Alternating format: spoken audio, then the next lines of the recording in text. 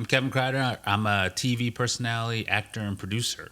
Did you find that the reception for Bling Empire was positive? The trailer came out, and oh my gosh, the Asian community was shitting on it. Going to Asia, I lost confidence. When I went to Asia, I was like, oh, well, if I am considered attractive here, then they'll obviously by default find me attractive over there. Somewhat true. When I went over there, I still found out that they still fetishize white people. Kane was really my best friend at the time. Yeah, I wish you would unblock me so we could talk again and just kind of clear the air up a little. Did Devon watch all the other seasons? She didn't make her uncomfortable at all? And I was like, oh, it's right here. Of course.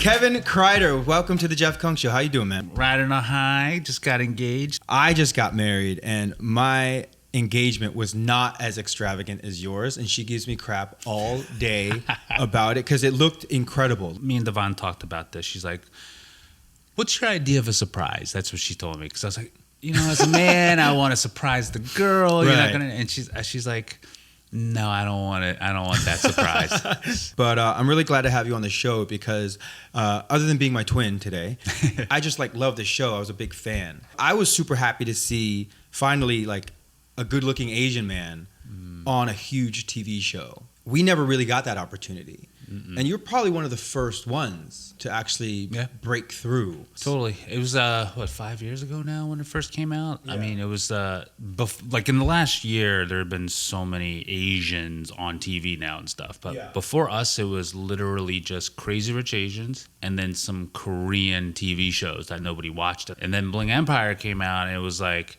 well, what is this? Yeah.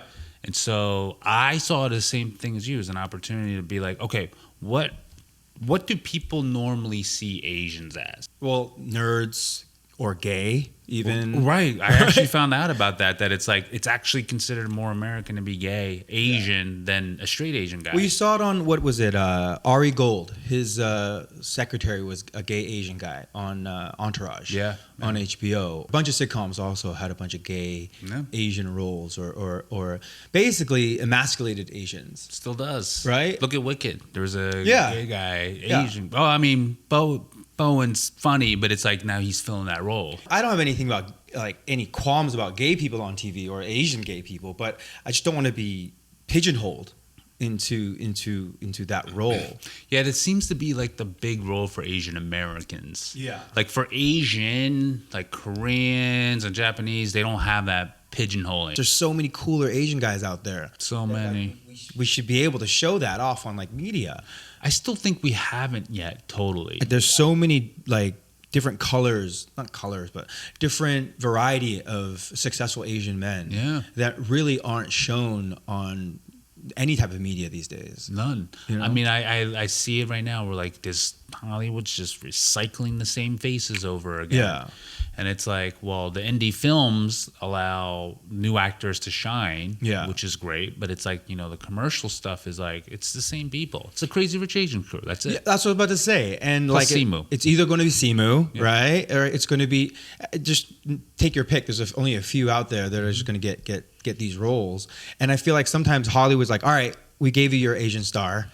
It's there you go. Thanks. So let's put him in everything now. Yeah, now with but shout outs to him. I have no hate against Simu, but work is work. Yeah, it's great. Exactly. But as the industry shrinking more, it's even harder now. Yeah. So that's why it's I think even the crew that's out there right now booking all the jobs, I think they're even seeing a slowdown. Oh, really? So then if they're seeing a slowdown, there's no jobs getting handed down to the next people. Yeah. So they're fucked, Yeah.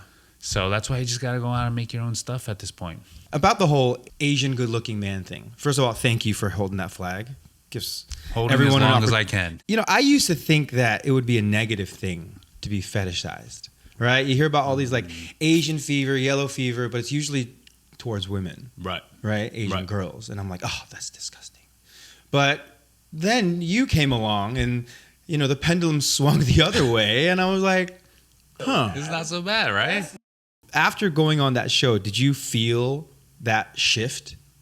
100% the shift happened. I mean, I even talk to some tech friends now and they say since this whole era of Bling, Crazy Rich Asians, beef spinning the world, like dating has never been easier. I definitely felt that shift even when it happened. The direct messages, the hits that were going on. Or were you getting blown up? Oh, blown up like crazy. Really? By every type of girl? Every type of girl. Actually, it was mostly non-Asians hitting me up. Oh, really? Which was like the most insane part. Right. So that's why I was like, and they said very similar stuff like, oh, I haven't seen a guy like you before. Mm-hmm. Sometimes they'd say Asian guy, sometimes they say guy, you know? Yeah. But like, I actually thought to myself, I was like, this is so much better than not being seen at all. Right. Like, it's I'll take this any day. Exactly. I don't think it's that we want to be fetishized. I think it's that we want to be seen. Right. Underneath it. But here's the thing, for not being seen for so long, being fetishized feels good for a little bit. And then you're like, now it's good. I'm like, now I just want to be seen. Can you like me for me now? I grew up in Northridge, literally like in LA, but all of my friends were non-Asians, right? And including the girls. I went to like a But were Catholic they school. minorities? Some minorities, like some black kids, Indians, white kids, but predominantly white. Okay. And I largely felt invisible in junior high and high school to girls. Well, do you want to pull up a picture, see what you look like? Maybe that. Oh, bro, I was a fatty boom boom. So you're yes, a fatty kid? Yes, I was. So yes, this might not have been an Asian thing. Maybe I know. it was a chubby thing. I you know. You know, I had to like go to Asia when I was 18 to kind of find my confidence. Like I had to go, and I was a pop singer there, so I had to look at like K-pop, and K-pop wasn't big here at the time. And that was one of the first times that I saw Asian men being portrayed as, you know, leading men or good looking or cool. Did you have an experience like that growing up? I mean, firstly, you sound like an ugly white guy going to Asia, finding their confidence. I know, that's kind of true, actually. I'm kidding with you. But yeah, actually, going to Asia, I lost confidence. When I went to Asia, here in America, I always had kind of like you feel like second best, you're not seen. So when I went to Korea, Southeast Asia, I was like, oh, well, if I am considered attractive here, then they'll obviously by default find me attractive over there.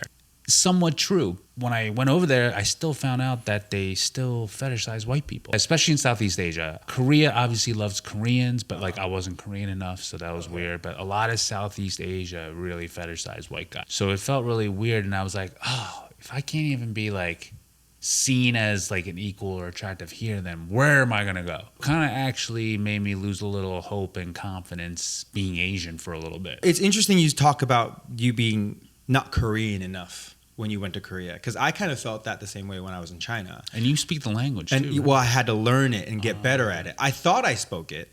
Like a lot of ABCs that we think we speak Chinese, but we can answer like 2 sentences deep.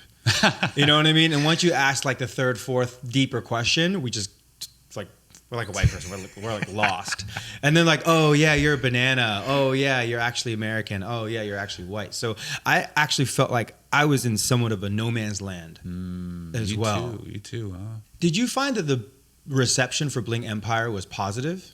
Oh, 100%. Really? Not in the beginning, though. This was 2 or 1 day before the release, and the trailer came out, and oh my gosh, the Asian community was shitting on it, as Asians do. Okay, right? yeah. We don't need a trashy show. Okay. We don't have that much representation out there, so why do we need to show a reality show, model minority problems, blah, blah, blah.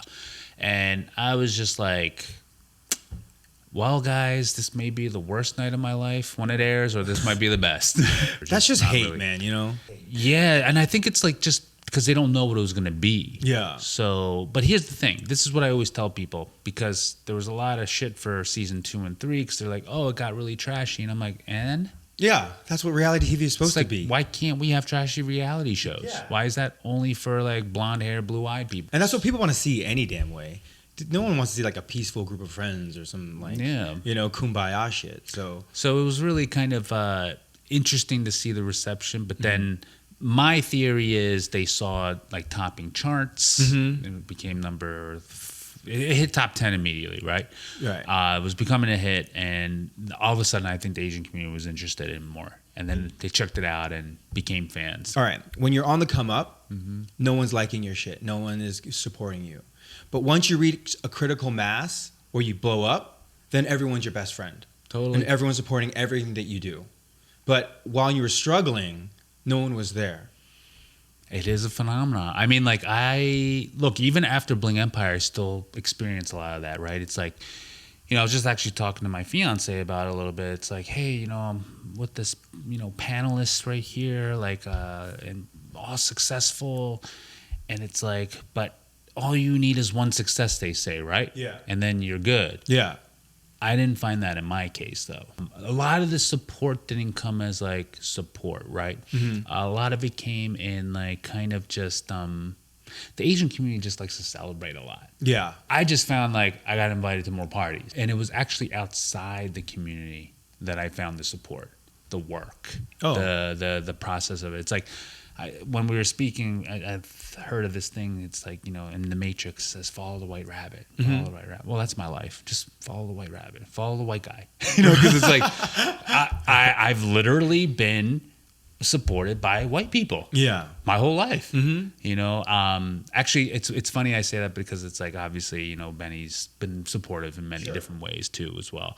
But what I'm saying is, like, I've always gone to a lot of the Asian community first for, when Bling aired and stuff. And Yeah. like, hey, let's work together and let's do more things. Like, let's create, let's sell shows, let's do.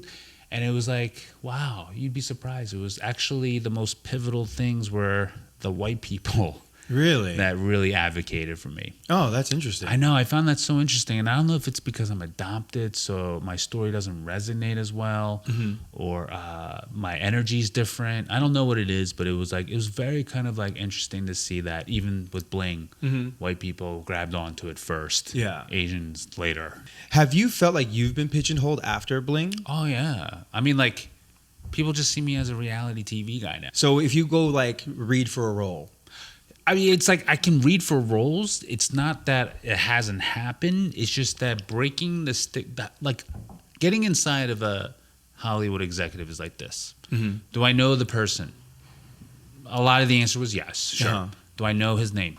At the time, it was like yes. Do I see him in that role? And then the answer was just, well, I haven't seen him in scripted TV. Oh, or TV or film. So a lot of the answers were no, or like whatever. It was just, I was fortunate enough to get a bunch of roles, but it was like through relationships of mine, friendships or people that I met or referrals. One was just out of the blue and it was just a direct offer, which is great. But like other than that, it just really wasn't. Yeah, I got pigeonholed as that. Okay. And even after Traders, I don't know if it was like. I don't regret doing Traders, but I think that really put like, okay, this guy, and especially with it winning Emmys and stuff, it was like, this guy's reality TV. Right. But it's like, I too haven't done that reality TV since. Okay. So it's like, where do the pigeonhole of being in reality TV has finally kind of caught up right now. Got it. It's like, well, I'm still not seen as an actor, but I'm also haven't been doing reality TV for a couple of years. So, but reality's kind of great though.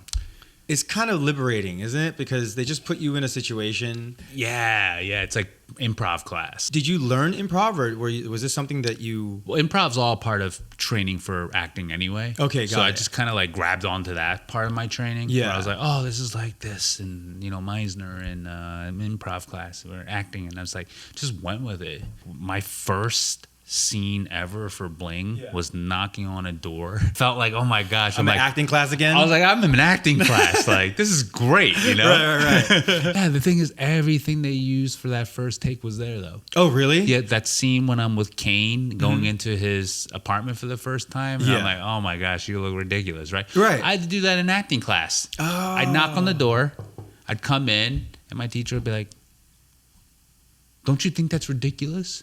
Why aren't you observing what's going on? Wow. So I just did that. I was like, oh, remember my teacher, remember acting class, okay. Just be surprised.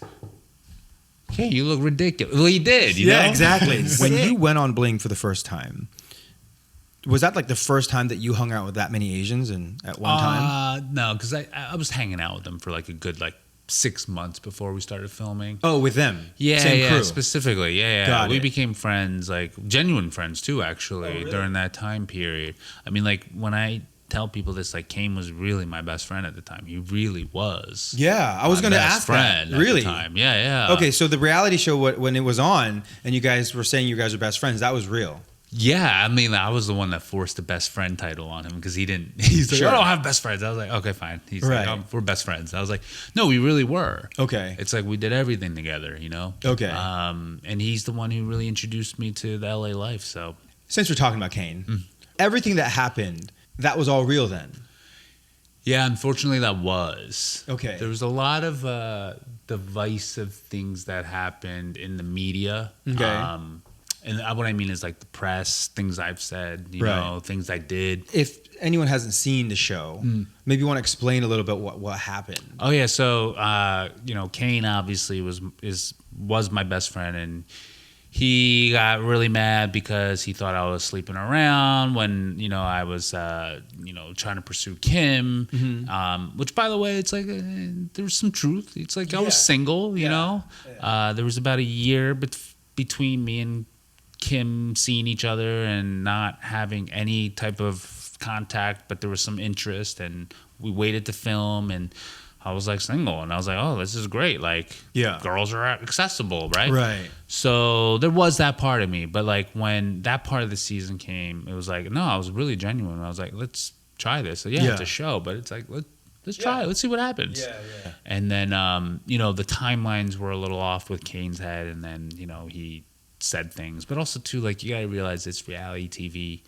I think both of us kind of lost the perception of like what we said from day one, which is like, don't take anything personally. It's just a reality show. Right. And by the time season 2 and 3 happened, we took things personally. Right. We forgot it's a reality show. It's tough not to, though, right? It's really hard. You know? Ask your sister, right? Yeah. It's like, it's super hard. It's really tough not to, especially when you're actually trying to pursue someone. And, you know, through years of shooting, you actually become best friends with someone. Yeah. And you expect to have a level of trust. Yeah. Or, you know, like some type of bro code. Yeah, the bro code he didn't really get Yeah. at all. So that's why it was like, it's very interesting too, because then leading up to that, it was like I said a few things in the press that he probably didn't like, and it was just like it was attack on him, and I was like, you know, definitely wish I didn't say that stuff, Right? Because that definitely added fuel to the fire.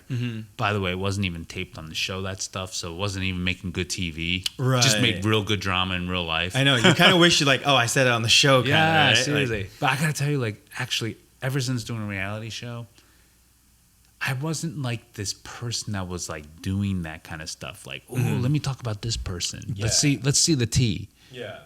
And then all of a sudden, I did a reality show, and I'm like, I started to become that person. Like, it's really weird how like that show and being on reality TV changes your behaviors. I'm like, wow, like people are doing it. Most people must be doing this. Right. And then there's no off button when you get off camera. Nah, I wish you would unblock me, you know? Did he block you? Yeah, I wish you would unblock me so we could like talk again and just kind of clear the air up a little bit more, you know? So you'd be open to rekindling or just chatting Oh, yeah. again? I mean, like, look, still care about the guy. He was my best friend. Yeah. Like, that'll never go away, like, those feelings and, like, the experience, you know, and life. So, I just, you know, after some time apart, you're kind of like, can we handle this, like adults, right? Yeah, like, exactly. let's be gone. Like, the show's gone. Let's just be good, you know? Yeah. We don't have to be best friends again. Yeah. But it's like... It was a show. We said don't take things personally. People take things too far. I get it, because I had a split up with I was telling you I did a radio show in China. Same thing, you know, like after doing it for 12 years, we just had different views on where the show should go, and then we just kind of had a mini breakup, if you will. But, you know, after a year or two, I had to bear the hatch and go, you know, I'm sorry for doing what I did. Yeah. And then, you know, I think as adults, if you can just own up and take accountability for things, I think, first of all, that's the most you can do. Totally. How they react is how they react. But, you know, he was receptive to it. And totally. I hope Kane would be. Kane might be watching, so I hope. Maybe. I don't think people realize how reality shows are produced, because producers are there kind of in your ear egging you on. Yeah. Like, you need to bring this topic up. Go to lunch. You're like, oh, we're going to set up lunch. Yeah. But when you get to lunch, you need to talk about this topic. And then sometimes they'll tell you, by the way, he said this behind your back in the last scene. So what are you going to say about that? They're kind of instigating the whole thing. Yeah, and if like you don't, then it's like it kind of like they get in trouble. Yeah. So you have pressure to perform, right? You do. It's funny because first season was very less like that. Okay. Which was like kind of really like I got spoiled by that first season. And actually Traders isn't like that either, the show. They didn't put things in your ears because it's a competition game. But like for docuseries, which is following real people, like our show was pretty pure the first season. Mm-hmm.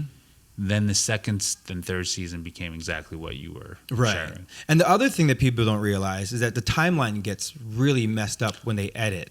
So it looks like you just slept with someone. Yeah. And then the next day you're going on a date with Kim. Right. Or they'll do it the same day. Right. Yeah. You know, so people are like, oh, what an asshole. Like, of course, you know, but you're like, oh no, that was actually a year ago. Yeah, it could be. And that's the thing. It's like anything to stir drama. I think what was interesting, though, is that the reality TV producers are used to heightened drama and more and more and more. Yeah. What we found, though, with the Asian community is they didn't like it as much. Right. They like seeing it for white people, but not us. Yeah, season 1 was, I think, everyone's favorite, right? Less drama. It was more friendly, actually. Way more friendly. Right. And I think that's what people were expecting second season. Mm-hmm.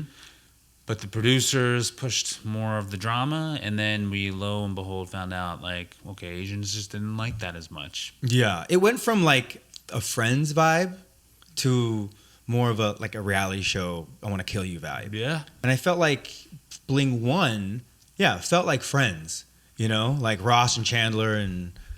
That was a really good way to put it. It really was. I mean, like, they called it the K's, you know? Yeah. Me, Kane, Kelly, Kim. Yeah. We really were friends. So, and I mean, the first season was you pursuing Kelly, right? Yes. And that was real. Really? Okay. Just, okay. You're a method actor. Yeah. You're a method actor. That's good. You know, also too, like you kind of know with producers what they want. You know, they're like, oh yeah, like so if Kelly was single, would you go after her? I'm like, the fact that they asked that question, I think yes, it's a I yes. would. I think it's a yes. So when she ended up with Andrew, or at the end, you didn't really. Nah, it was fine. Oh, okay. I mean, like. Funny thing is, actually, like I knew they were off and on again. But it's like, you know, how do you make a good show? Right. And by the way, the producers probably know better than I do. So let's just make a great show and see where the edit goes. Was Kim real? So Kim came at an odd setup. Okay. And that became real. Okay, what do you mean by odd setup? So, like, we hated each other in the beginning. Okay. You mean the first season, or just in general, like, we weren't each other's favorites. Okay, got it. But I think the reality of it was actually that discovery of, like, finding her birth or father that wasn't there, like, that passed. Like, that kind of, like, created this weird connection. And then, obviously, with some producer magic, it became like, oh, man, like, maybe this is actually a real thing. Right. You know? Okay. So it's very interesting. It's like, actually, I remember talking to her at one point, and we're like, so she was like, I don't know what's real, what's not. I was like, I don't know either. So was it being set up, but then she was catching feelings, and then you were catching feelings? Yeah, I think and then... because it was like, you know, off camera, we were like, like, why don't you just come to the rooftop and we'll have coffee and see what it's like without cameras. It's like, I don't know what's real, what's not. Like, I don't know. It was like, okay, I mean, I'm open, you know. Well, you hear about that on like movie sets, right? 100%. Like two actors who are playing in a romantic whatever role, and because of the lines are so good and they have to be in the moment so much, and you're looking deep into their eyes and you're making out 5 times a day, all of a sudden they catch some feelings. Catch feelings. Was that a similar vibe? Very. Actually, that's a perfect way to explain it. Because it's weird. It's like, without the show, like, there's no way. You know what I mean? It's like, we wouldn't have been each other's type at all. And it just kind of happened. Yeah. Just because you're on set so much. Yeah. You, like, do all this fun stuff. It's like the ultimate dating show, but it's not, you know? Okay, so who are you still cool with from the show? Actually, I just hung out with Christine Chu. Okay. During my birthdays, we always hang out. And then actually Jamie. Okay. So Jamie, we all had a birthday thing together. Right. And actually Jamie's grown up a lot. Like, she's like cool. Uh-huh. Like, I mean, on the show she was very quiet. Right. So like now she's got a personality. Okay. So it was like, but I also forgot she was like only 18 or something when she started. Oh, was she really? She's so young. Okay. And I forgot about that, 'cause she seems a little bit older, Yeah. But yeah, we hang out. Some other supporting characters. We still hang out with Guy, Leah. Really? We're doing like normal things. The stuff that happened on the show, one of them was, talking about your sobriety. And, I have been through, look, I lived in Asia for like 20 years. And that's There's no sobriety. Drinking culture.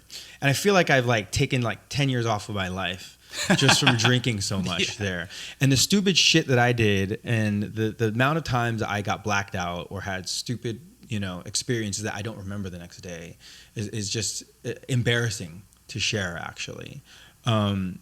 When did you find sobriety and what was the major reason for that?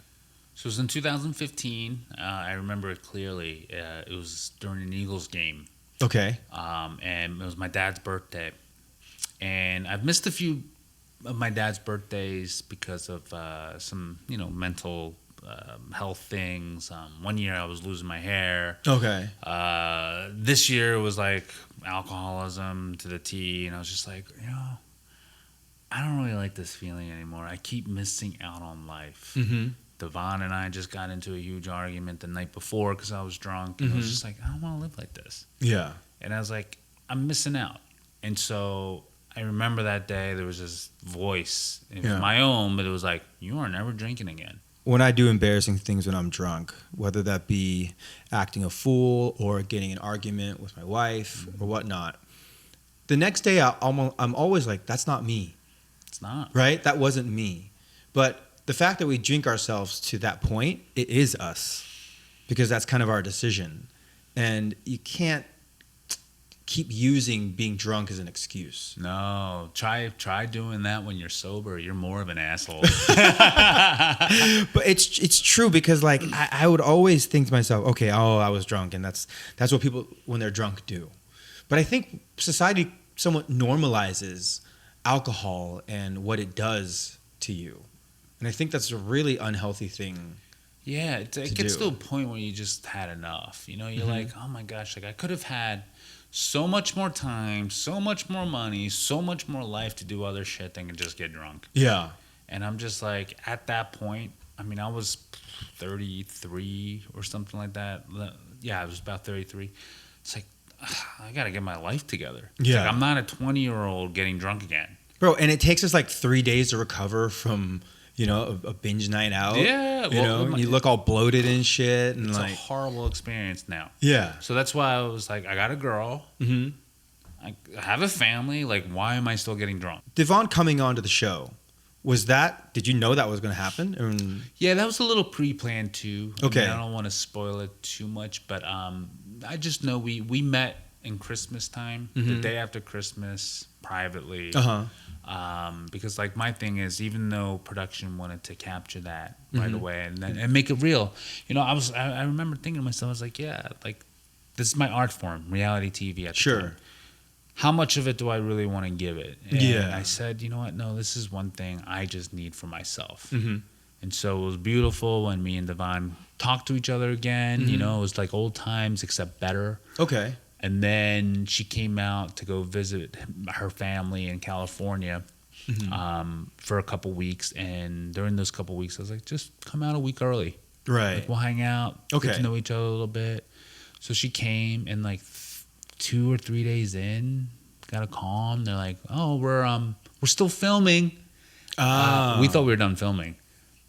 And they're like, we're going to Paris. And I was like, we're going to Paris? And I was like, you want to can go to Paris? Devon come? And let's bring her along. Okay, so it was real. Like that happened in real life. That happened in real life, though. Yeah. Right? Yeah. I think people don't understand that that's how reality works too. Like they see what happens in your real life and go, can you come do that again? Exactly. Right? Exactly. Like let's run that back. Let's run it back. And by the way, that's the beauty of reality TV. Yeah, it's like I know. The reunion in Paris is not something we could have ever imagined. Right? Right. We'd be like, what? Like, we're going to Paris and a reunion? Like, dude, we were just having dinner. I know. It was amazing. So, like, that is what I love about reality TV. It's like, it gives you the permission to do something greater. Did Devon watch all the other seasons?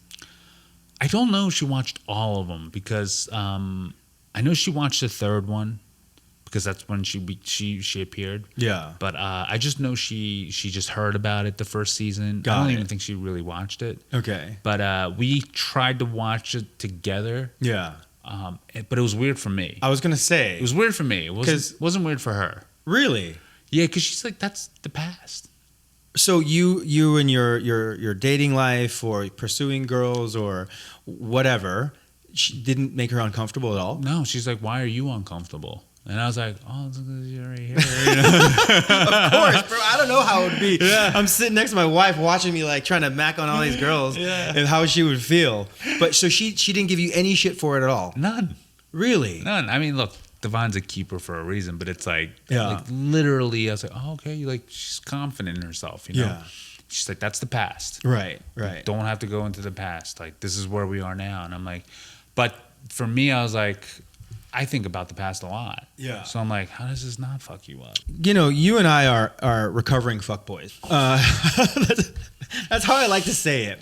Because it's true. You know what I mean? It's true. Like, because, you know, I used to have the mentality of the more girls you could get, you know, the cooler of a guy you were. Mm-hmm. You know, and then, but as you get older, you kind of realize we're just like insecure little boys inside looking for women validation to give us our confidence. Yeah. You know, but it's like hard to break out of that mentality, you know, and especially now that, you know, I have a wife, you have a fiance, it's kind of, we have to realize, okay, those days, first of all, are over. Second of all, it was kind of meaningless just to go, you know, just to always kind of chase ass. Totally. Well, the way I knew Devon was also someone definitely good for me is that she was probably the first girl that made me not want to look at other girls. Even like little glances, right? It's just like, no, I'm good. I got my girl. Yeah, my cup is full. Yeah. So it's like that. I think I was looking for that with all of the chasing. Mm-hmm.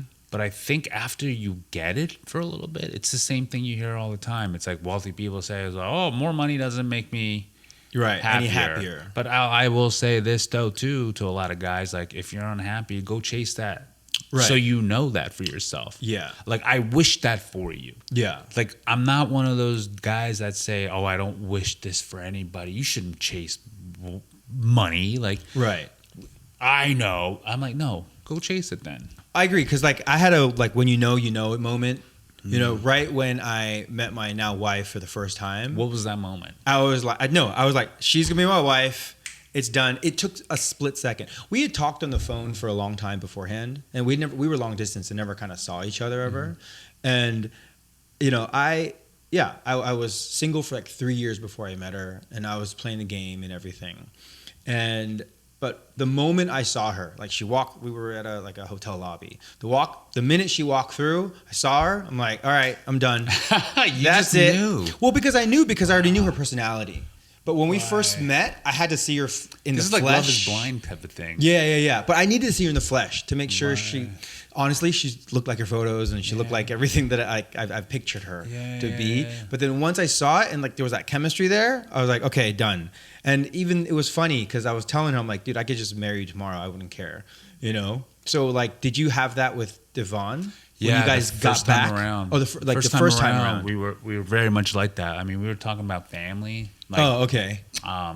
Within like 3 to 4 months, I still tell her to this day. It's like the moment that we have a weird relationship because we've known each other for so long in the modeling industry, the acting world. Mm-hmm. So when we saw each other, we actually kind of avoided each other for a while. Yeah.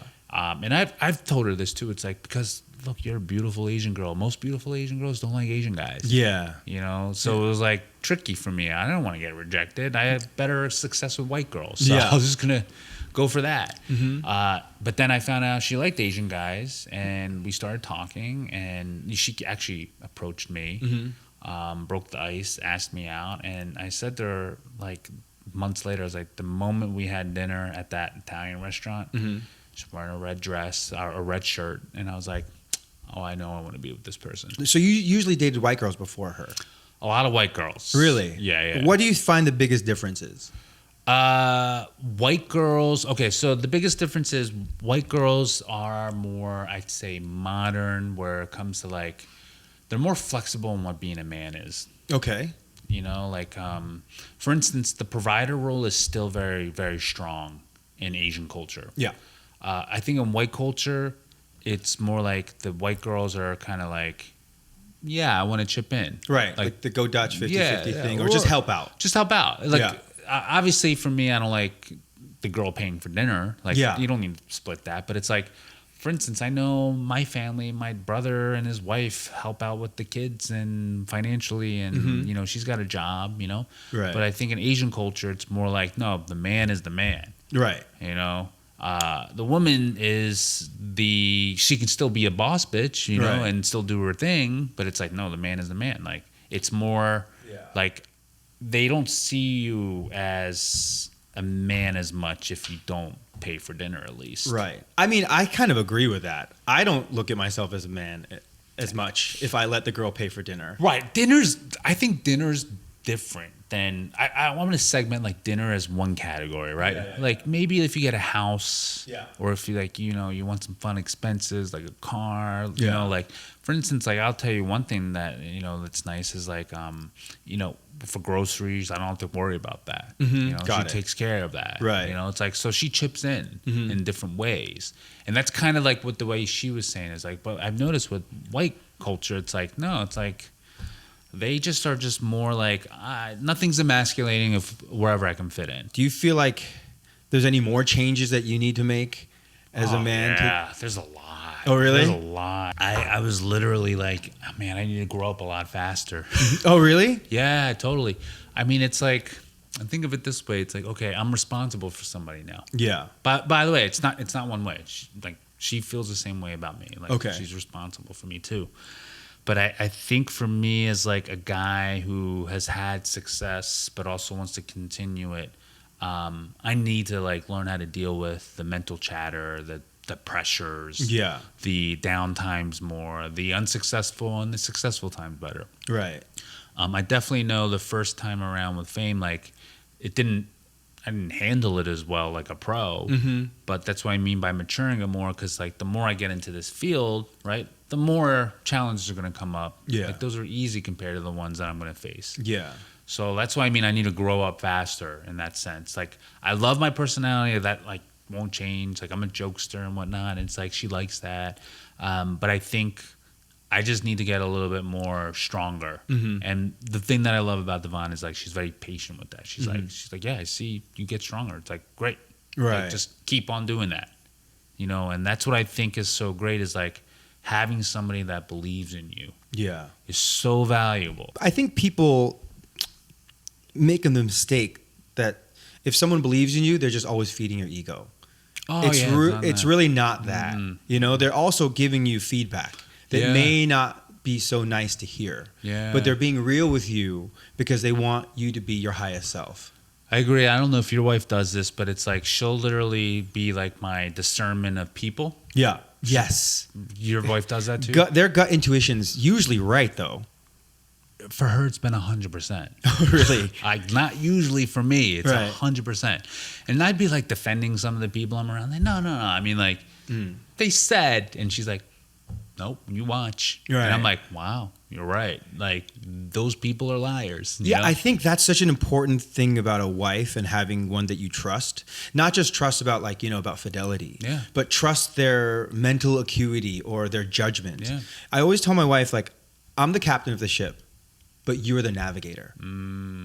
That's nice. You know what I mean? Yeah. You tell me the direction and I'll go full charge, steam ahead. Yeah. And if you see a boulder coming or if you see something that I don't see because I'm just grinding, Right. you got to let me know and I'll listen to you. And that works. It actually works because a lot of times she'll have an intuition or a feeling.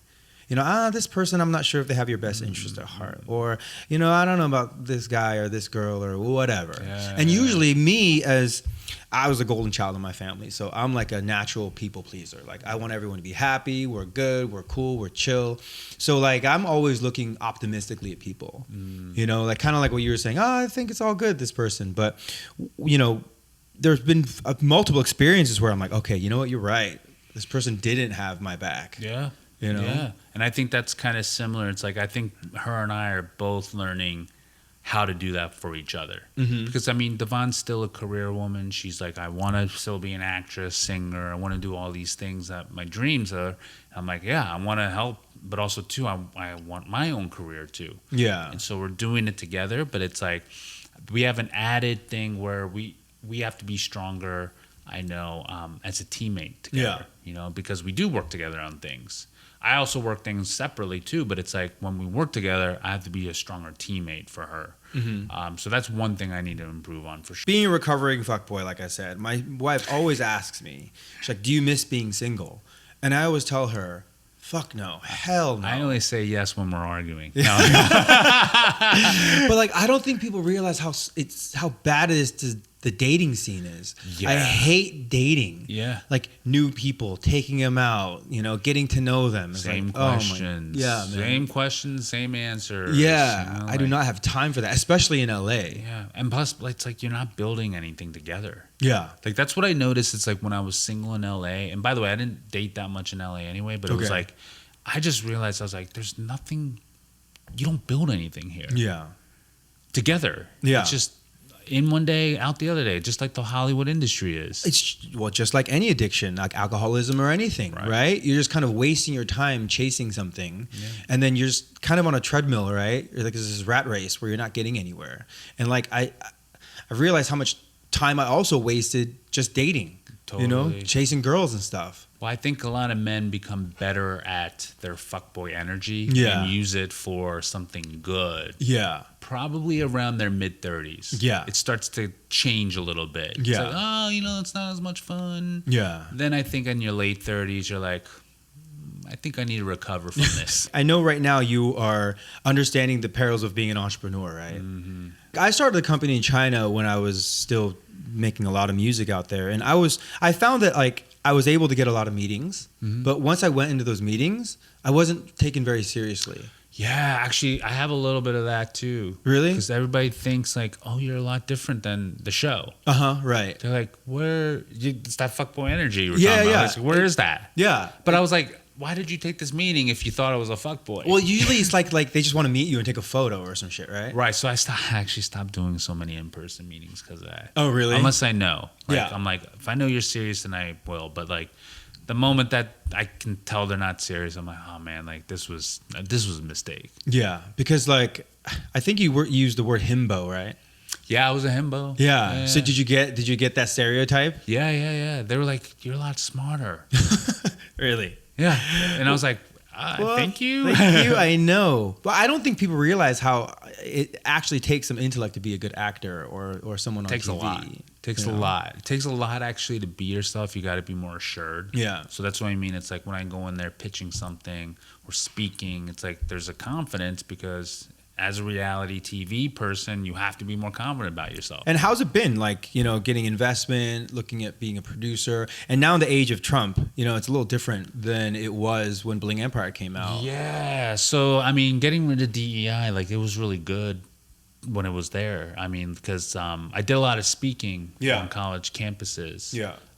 And now there's no college campus speaking gigs. Right. It's like they're afraid. They're like, should I even use the word Asian? Yeah, it's so weird. So weird.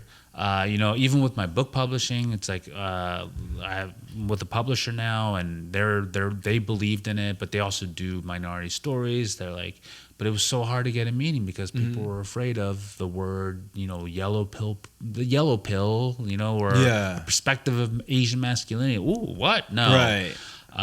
So yeah, it's been really interesting to see who's showing up and who's not. Mm-hmm.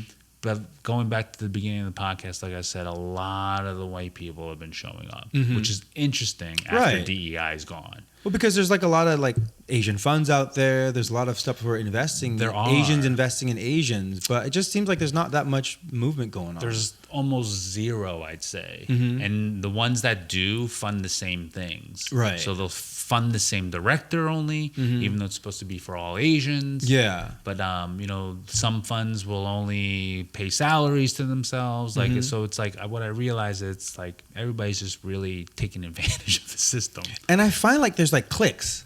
Like they don't let people in. Yeah. No. Right? Like they say they're doing it for Asian empowerment. But the ones who kind of got a little success, they kind of just want to keep it in their little club. Yeah. So the more successful you are, the more you can help them out. Right. That's kind of the end goal of it, I've noticed. So that's why I've moved outside of the Asian community a little bit when it came to work stuff or investment money stuff. I'm not saying that there isn't going to be someone in the Asian community, because I always come to them first. Yeah. But what's been interesting is this U-turn of like, oh, there's been a lot more white interest. Yeah. You know, when we were pitching our movie up in Canada, it's like every single person that came after us was white-owned producers. Really? Yeah, they're like, yeah, I love your stories. Okay. Like, yeah, let's talk. We know investors too. We know these people. We can produce it here. Like, they were like, oh, so gung ho about it. Right. Whereas, like, I go to the Asian community and they're like, I don't know about this. Does it have to be about sobriety? Does it have to be in a bar? Like, you know what I mean? Like, all this stuff. And it's like, all of this crap, that comes with it. Yeah. So I find it very interesting because obviously they know me from a show. Yeah. You would have thought one success would keep leading and be like, oh, yeah, but it's not that. It's like I still have to prove myself in this space still. Well, my opinion of you is that you've been like the voice of change pretty much. You've changed a lot. You're only saying that because I look like you. Well, you I think you have, because I think a lot of people have a conception of you from Bling. And now talking to you and seeing what you're doing and realizing that you're much deeper than the show may portray you. Oh, yeah. I mean, but the show portraying me as a himbo and fuckboy was by choice. Right. Like, it was literally like, if we sell you as this deep intellectual guy, this sells more. Right. So I was like, okay, we'll do that.